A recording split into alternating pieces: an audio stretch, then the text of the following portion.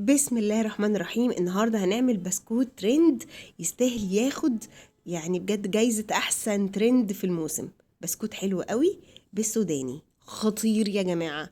يعني السوداني وداه في حتة تانية. بصوا بقى البسكوت من جوه هش ازاي، وبصي بقى لما اجي اكسره من جوه مرمل جدا. طبعا ده دليل على نجاح البسكوت، ان هو هش وان هو بيقرمش ومش معجن من جوه. خطير بجد. هقولك على تركات هتخلي البسكوت معاكي مقرمش وهش وحلو قوي. تمام. مجرد ما تعملي كوبايه شاي بلبن مش هتحطيها على النار، هتعملي البسكوت ده في 10 دقايق. بسكوت مش هياخد منك وقت ولا مجهود ولا مكونات خالص، وليه بدايل كتير قوي في المكونات تقدري بقى تعمليه. طعمه ما بين البرازق والبسكوت بس بالسوداني حاجة كده تحفة. يلا نعمله مع بعض.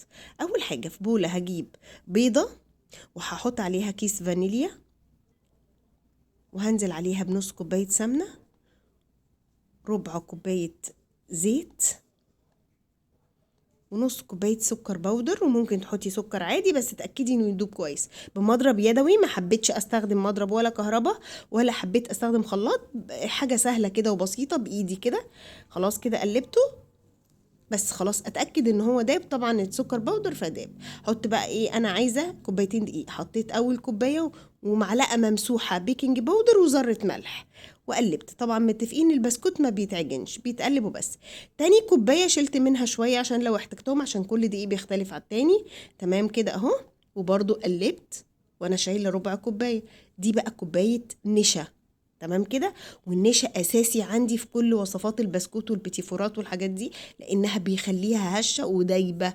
بجد بيخلي الحاجه دايبه من جوه. خلاص كده انا قلبتها، لقيته لسه محتاج شويه دقيق، حطيت له ربع كوبايه اللي باقيه.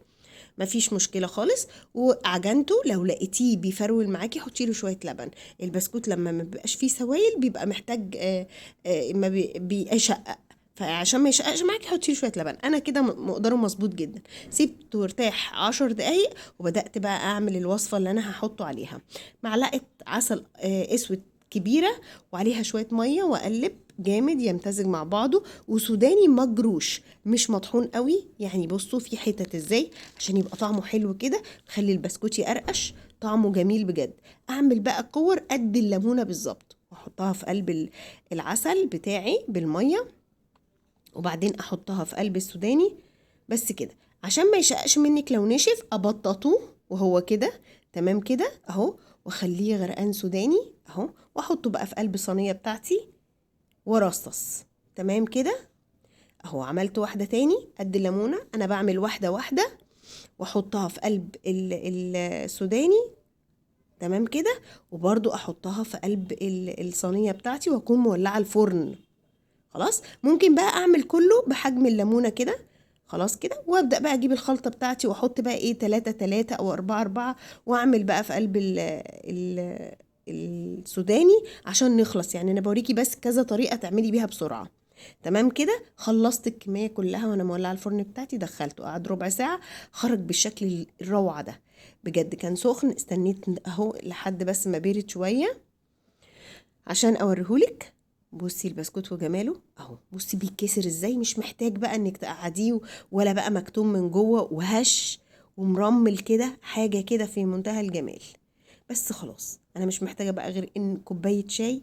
ما قدمت البسكوت الجميل ده. تعملي بقى معاه شاي ساده، شاي بلبن. بجد حلوه قوي. واحتفظي بالوصفه دي للعيد، واللي يجرب وصفتي بألف هنا وشفا.